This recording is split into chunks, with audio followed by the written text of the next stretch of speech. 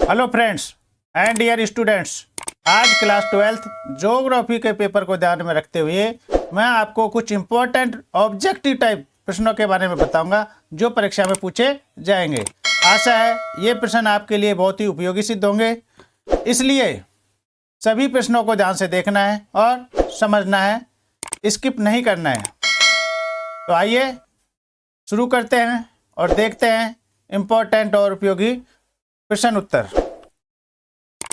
आपके सामने पहला प्रश्न स्क्रीन पर है कि निम्नलिखित में से कौन सा मानव भूगोल का उपागम नहीं है। ये मानव भूगोल के मूल सिद्धांत की पहली बुक, उसमें से पहला चैप्टर उसमें से लिया गया है। तो निम्नलिखित में से कौन सा भूगोल का उपागम नहीं है। ये चार ऑप्शन आपके सामने हैं, इनमें से आपको उत्तर देना है और आप उत्तर कमेंट्स बॉक्स में लिखकर बताएं कि इसका उत्तर क्या है सही। तो इसका पहला का उत्तर है प्रकृति का मानवीकरण। ये मानव भूगोल का उपागम नहीं है, तो इसका उत्तर क्या हुआ, प्रकृति का मानवीकरण। नेक्स्ट क्वेश्चन कि विकास की आरंभिक अवस्था में मानव प्रकृति की सुनता था, उसकी प्रचंडता से भयभीत था और उसकी पूजा करता था। तो यह किसने कहा था, यह कथन मानव भूगोल की किस विचारधारा का समर्थन करता है, तो यह आपको बताना है। निश्चयवाद, संभववाद, नवनिश्चयवाद या व्यवहारवादी विचारधारा। तो इसका सही उत्तर होगा निश्चयवाद, कि पहले मनुष्य प्रकृति के अनुसार ही चलता था। तो ऑप्शन आपका ए सही होगा। नेक्स्ट क्वेश्चन है कि मानव भूगोल की इस परिभाषा का संबंध, यहाँ एक परिभाषा दी गई है, उसे आपको पढ़ना है और पढ़ के उसका उत्तर देना है कि यह परिभाषा किसकी है। तो परिभाषा है कि मानव भूगोल पृथ्वी और क्रियाशील मानव के बीच परिवर्तनशील संबंधों का अध्ययन है।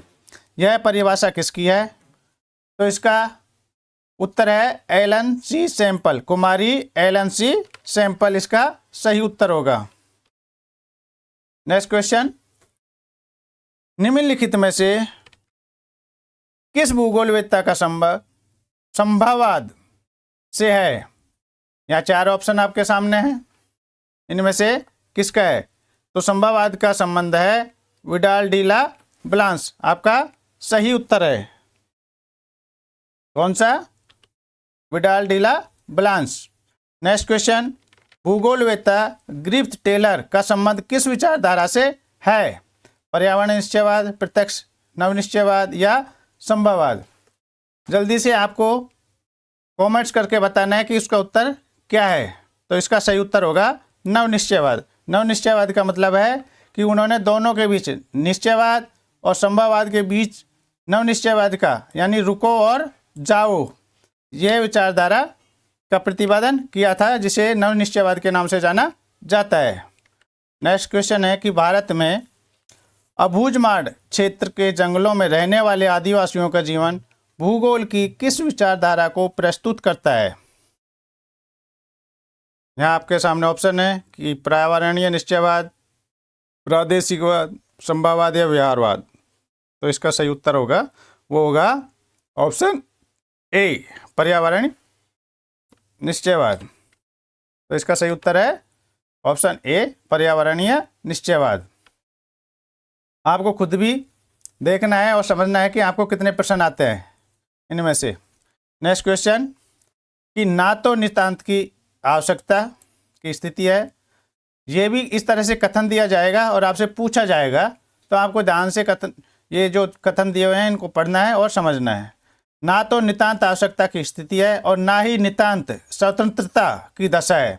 उपरोक्त संकल्पना किस विचारधारा का समर्थन करता है। तो इसका जो ऑप्शन होगा वो होगा ऑप्शन डी, नवनिश्चयवाद, यानी रुको और जाओ, आप स्वतंत्र भी नहीं है और आप बंधन में भी नहीं है।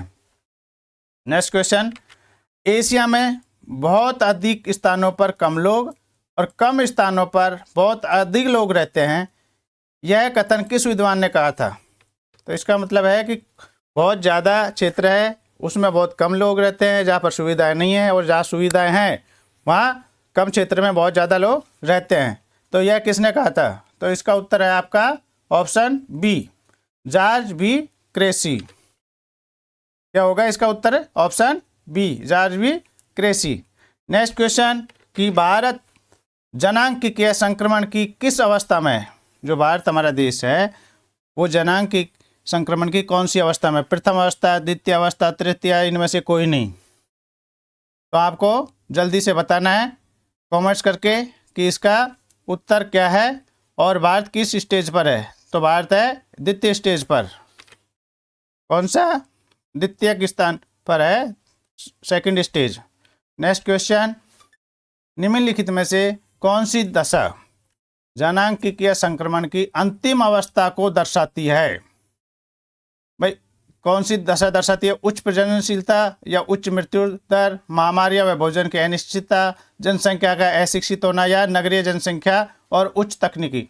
तो यहाँ है कि ये पूछ रहा है, ध्यान से आपको देखना है कि कौन सी दशा जनांगीय अंतिम अवस्था को दर्शाती है, अंतिम अवस्था को। तो इसका सही उत्तर होगा आपका ऑप्शन डी, क्या कि नगरीय जनसंख्या व उच्च तकनीकी ज्ञान। नेक्स्ट क्वेश्चन, जब लोग एक स्थान से दूसरे स्थान पर जाते हैं तो वह स्थान जहाँ से लोग गमन करते हैं यानी जहाँ से जाते हैं उस स्थान को क्या कहा जाता है? उसे क्या कहते हैं? तो उसको कहते हैं उद्गम स्थान। जहाँ से लोग जाते हैं उसे क्या कहते हैं? उद्गम स्थान कहते हैं। नेक्स्ट क्वेश्चन, मानव विकास सूचकांक में प्रथम रिपोर्ट कब जारी की गई थी? तो यह जारी की गई थी 1990 ईस्वी में। तो आपका ऑप्शन है डी, सही है। नेक्स्ट क्वेश्चन कि मिलान कीजिए। यहाँ पर आपको क्या करना है? मैच करना है। यहाँ पर आपको ये दिया गया है और यहाँ पर आपको मैच करने हैं ये आप्रवास, उत्प्रवास, प्रतिकर्ष कारक और अपकर्ष कारक। तो आपको यह बताना है कि ये क्या है। तो पहला है आप्रवास। आप्रवास क्या होता है? जो प्रवासी किसी स्थान पर जाता है उसे आप्रवास कहते हैं। उसके बाद वह उत्प्रवास। उत्प्रवास का मतलब है प्रवासी जो किसी नए स्थान पर चले जाते हैं। प्रतिकर्ष कारक है। प्रतिकर्ष कारक यह है बेरोजगारी होती है, ये प्रतिकर्ष कारक। और अपकर्ष कारक रहन सहन की अच्छी दशाएं, ये आपको दर्शाता है। तो इसका सही उत्तर होगा ऑप्शन आपके सामने है, जल्दी से बताओ क्या है? ऑप्शन सी इसका सही उत्तर है। नेक्स्ट, निम्नलिखित में से कौन सा या कौन से कथन है मानव विकास के घटक हैं? ये दिए गए हैं, 4 ऑप्शन है आपके सामने। समता, सतत पोषणीयता, उत्पादकता और सशक्तिकरण। सशक्तिकरण है, तो इनमें से कौन सा है? केवल 1, 2 या 4 या 3 या 1 और 2 और 4 या सभी? तो आपका उत्तर होगा इसका उपरोक्त सभी। ये चारों ही मानव विकास के घटक हैं। नेक्स्ट क्वेश्चन है कि निम्नलिखित में से कौन सा युग्म सुमेलित नहीं है? ये आपको ध्यान रखना है। क्वेश्चन इस तरह से भी पूछा जाता है सुमेलित है, और यहाँ पूछा जा रहा है सुमेलित नहीं है। तो इस चीज़ का आपको विशेष ध्यान रखना है, क्वेश्चन को पढ़ना है और उसके बाद ही उत्तर देना है। तो यहाँ पर है समता, प्रत्येक व्यक्ति को उपलब्ध अवसरों के लिए समान पहुँच की व्यवस्था, ये बिल्कुल सही है। सतत पोषणीयता मतलब अवसरों की उपलब्ध निरंतरता, ये भी ठीक है। उत्पादकता, मानव संसाधनों का उपयोग भविष्य को ध्यान में रखकर करना, तो ये सही नहीं है। तो इसका उत्तर होगा ऑप्शन सी, मानव उत्पादकता है जो मानव संसाधनों का उपयोग भविष्य को ध्यान में रखकर करना, ये सही नहीं है। नेक्स्ट क्वेश्चन है कि उचित मिलान का सही विकल्प चुनिए। तो यह 4 बिंदु दिए गए हैं, ऑप्शन दिए गए हैं, इनको आपको पढ़ना है और सामने जिसके बारे में बताया गया है तो आपको ध्यान से पढ़ना है और फिर मिलान करना है। तो सबसे पहले आय उपागम। आय उपागम क्या है? आय उपागम है ये आय का उच्च स्तर होना, पर मानव विकास का स्तर भी ऊंचा होता है। दूसरा है कल्याण उपागम, कल्याण उपागम का मतलब है कि सरकार द्वारा मानव कल्याण पर खर्चा करना, व्यय करना। तीसरा है आधारभूत उपागम। आधारभूत का मतलब होता है मूलभूत आवश्यकताएं, तो आधारभूत आवश्यकता उपागम का मतलब है मूलभूत आवश्यकताएं यानी बेसिक आवश्यकताओं की व्यवस्था करना। और चौथा है क्षमता उपागम। क्षमता उपागम का मतलब है कि संसाधनों तक पहुंच बनाने के लिए मानव क्षमताओं का निर्माण करना। तो इस तरह से आपका ऑप्शन होगा, जो इसका सही उत्तर है वो है ऑप्शन ए। ठीक है, नेक्स्ट आगे चलते हैं कि खट्टे फलों की कृषि निम्नलिखित में से किस प्रकार की के अंतर्गत आती है? किसके अंतर्गत आती है? भूमध्य सागरीय कृषि, मिश्रित कृषि, सहकारी कृषि या रोपण कृषि। तो आपका जो सही उत्तर है वह है ऑप्शन ए, भूमध्य सागरीय कृषि। नेक्स्ट, गहन निर्वाह कृषि विश्व में मुख्य रूप से किस क्षेत्र में की जाती है? ऑप्शन आपके सामने मध्य एशिया, मानसून एशिया, दक्षिण अमेरिका या मेक्सिको के क्षेत्रों में या भूमध्य सागरीय क्षेत्रों में। तो आपका उत्तर है मानसून एशिया। नेक्स्ट क्वेश्चन, पशुचारण के संबंध में निम्नलिखित कथनों पर विचार कीजिए। यहाँ 3 कथन दिए गए हैं, इनको आपको पढ़ना है ध्यान से और फिर इसके बारे में आपको उत्तर देना है। तो कथन दिया गया है कि जलवायु पशुचारण में पशुचारण ऋतु प्रवास करते हैं। दूसरा है कि वाणिज्य पशुपालन में एक क्षेत्र में केवल एक ही प्रकार के पशु पाले जाते हैं। और तीसरा है कि जलवायु पशुचारण वाणिज्य पशुपालन की अपेक्षा अधिक व्यवस्थित एवं पूंजी प्रधान है, इनसे ज़्यादा पैसा कमाया जा सकता है। तो उपयुक्त कथनों में से कौन सा या कौन से कथन सही हैं, ये आपको उत्तर देना है। तो इसमें से कौन सा कथन सही नहीं है ये ध्यान रखना है, नहीं है, ठीक है, ये नहीं है। तो इसका ऑप्शन होगा जलवायु पशुचारण वाणिज्य पशुपालन की अपेक्षा अधिक व्यवस्थित एवं पूंजी प्रधान है, यह इसका सही कथन नहीं है। तो आपका ऑप्शन हुआ उत्तर, जो है आपका उत्तर होगा ऑप्शन बी, केवल 3।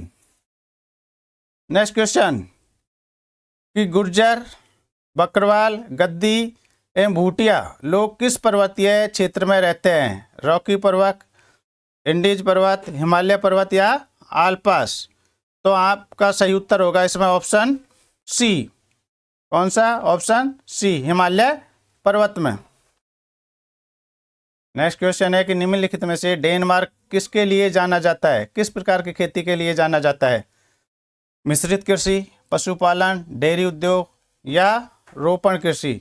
तो आपका उत्तर होगा ऑप्शन सी, डेयरी कृषि के लिए जाना जाता है।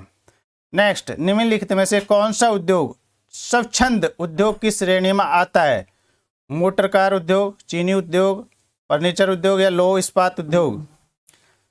तो इसका उत्तर है ऑप्शन डी, लौह इस्पात उद्योग। आपको खुद भी एनालिसिस करना है और इसका उत्तर जो आपको आता है जल्दी से कमेंट बॉक्स में लिखकर भेजें कि आपको कितने क्वेश्चन आते हैं। निम्नलिखित में से किस तरह के उद्योगों में स्वामित्व निजी एवं सार्वजनिक क्षेत्र दोनों का होता है? किस में होता है? सार्वजनिक क्षेत्र के उद्योग होते हैं, उसमें संयुक्त क्षेत्र के या निजी क्षेत्र के उद्योग या उपयोग सभी। तो क्वेश्चन को पढ़ना है ध्यान से कि किस तरह के उद्योगों समावित निजी व सार्वजनिक दोनों में। तो निजी या सार्वजनिक का मतलब हुआ दोनों मिले हुए। तो मिले हुए क्या है? मिले हुए को बोलते हैं संयुक्त, संयुक्त में मिला हुआ। तो इसका ऑप्शन है बी, सही उत्तर है संयुक्त क्षेत्र के उद्योग। इनमें जो मालिकाना हक होता है वो सार्वजनिक यानी सरकारी और प्राइवेट दोनों का होता है। नेक्स्ट क्वेश्चन, कच्चे लोहे को इस्पात में बदलने के लिए उसमें क्या मिलाया जाता है? मैग्नीज, एल्यूमिनियम, तांबा या लोहा। तो इसका उत्तर है ऑप्शन, जल्दी बताओ आपके हिसाब से क्या होगा? तो इसका उत्तर है ऑप्शन ए, मैग्नीज मिलाया जाता है। नेक्स्ट, निम्नलिखित में से कौन सा एक जोड़ा सही मेल खाता है? जो यहाँ दिए गए हैं कि स्वचालित वाहन उद्योग लॉस एंजलिस इसमें है, या पोत निर्माण लोहास्का में है, लौह इस्पात उद्योग पीटर्सबर्ग में, या वायुयान निर्माण फ्लोरेंस में। तो इनमें से सही मेल खाता है ये देखना है कि जोड़ा सही मेल खाता है। अगर यहाँ लिखा है नहीं खाता तो दूसरा उत्तर होता, लेकिन सही मेल खाता है, तो इसका ऑप्शन होगा सी, लौह इस्पात उद्योग पीटर्सबर्ग में। ठीक है। नेक्स्ट, निम्नलिखित में से कौन सा एक प्रकार का उद्योग अन्य उद्योगों को कच्चे माल का उत्पादन करता है? ऑप्शन आपके सामने है कि कुटीर उद्योग, स्वच्छंद उद्योग, आधारभूत उद्योग या छोटे पैमाने के उद्योग। तो इसका उत्तर होगा ऑप्शन, क्या होगा जल्दी से बताओ आप भी, तभी तो पता चलेगा कितना आता है आपको। ऑप्शन सी, आधारभूत उद्योग। नेक्स्ट, व्यावसायिक श्रमिकों को डैश यानी खाली जगह, श्रमिक एवं वास्तविक उत्पादन श्रमिकों को खाली जगह यानी डैश क्या कहा जाता है, मतलब क्या कहते हैं? सफ़ेद। तो इसका मतलब क्या हुआ कि व्यापारिक श्रमिकों को सफ़ेद कहते हैं या नीला कलर श्रमिक कहते हैं। तो इनमें से या पीला या लाल या सफ़ेद या सुनहरा, किस में?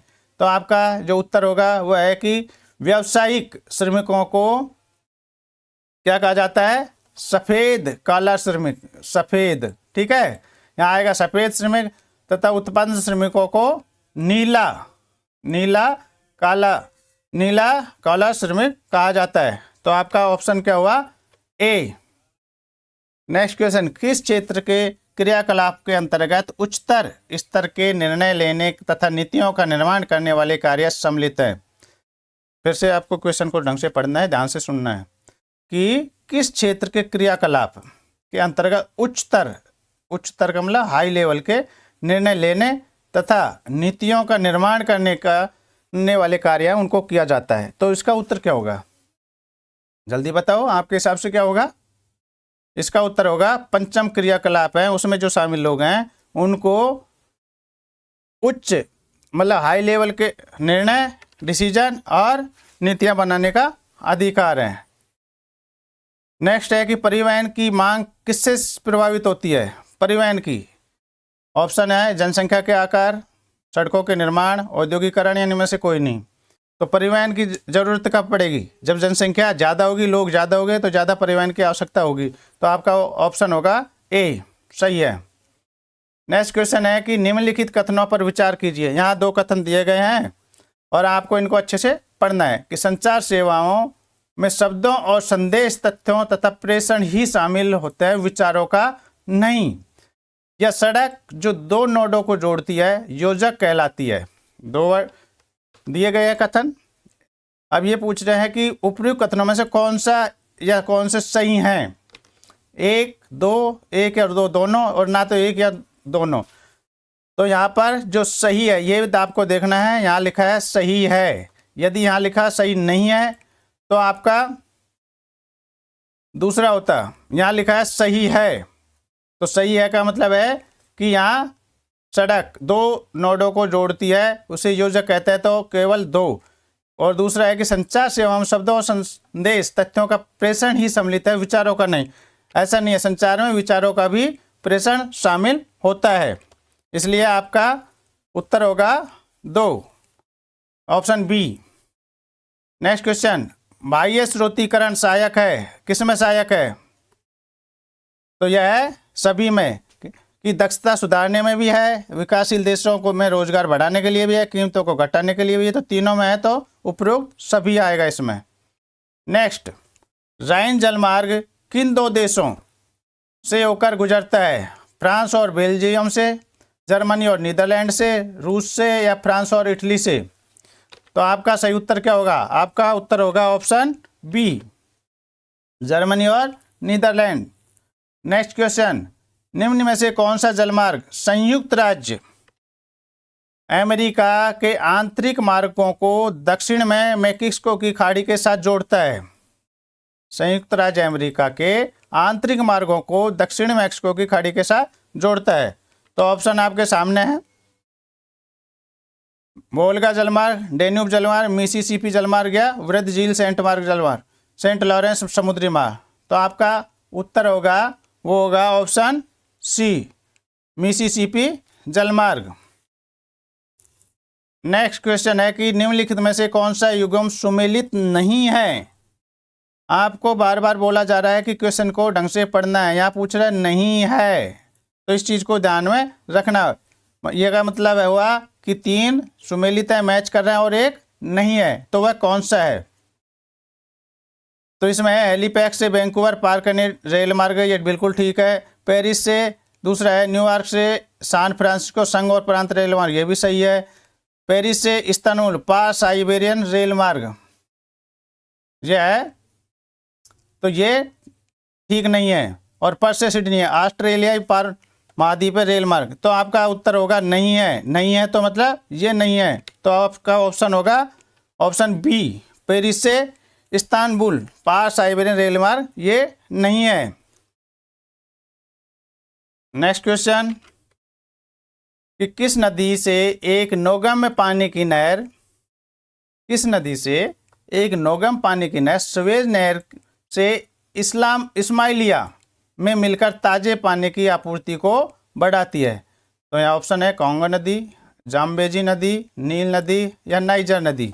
तो इसमें से आपका कौन सा ऑप्शन सही है आपके हिसाब से? कमेंट्स करके बताएं कि आपको कितना आता है। तो इसका उत्तर होगा सही, नील नदी, ऑप्शन सी।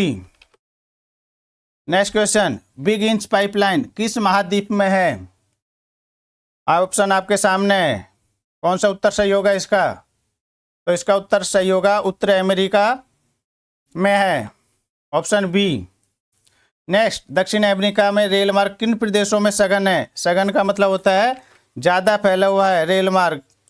तो अर्जेंटीना के पंपास तथा ब्राज़ील के उत्पादक ग्रुप, चिली और पेरू, बोलिविया तथा पेरू पश्चिम तटीय क्षेत्र। तो आपका जो उत्तर है वो होगा ऑप्शन ए, अर्जेंटीना के पंपास तथा ब्राज़ील के उत्पादक ग्रुप, ये वाला आपका क्वेश्चन का उत्तर सही है। नेक्स्ट क्वेश्चन है आपके सामने कि निम्नलिखित में से कौन सा देश साफ्टा का सदस्य देश नहीं है? बांग्लादेश, नेपाल, भूटान या म्यांमार। 4 ऑप्शन आपके सामने हैं, तो इसका कौन सा नहीं है? तो इसका नहीं है म्यांमार, इसका सदस्य देश नहीं है। नेक्स्ट है WTO की स्थापना कब की गई? WTO का मतलब होता है वर्ल्ड ट्रेड ऑर्गेनाइजेशन, यानी विश्व व्यापार संगठन। इसकी स्थापना कब की गई थी? 1895, 1991 या 1995 या 1948। तो आपका उत्तर होगा ऑप्शन, आप भी बताओ कमेंट्स करके या अपनी कॉपी में लिखते रहो कि आपको कितने क्वेश्चन आ रहे हैं। तो इसका ऑप्शन होगा सी, 1995।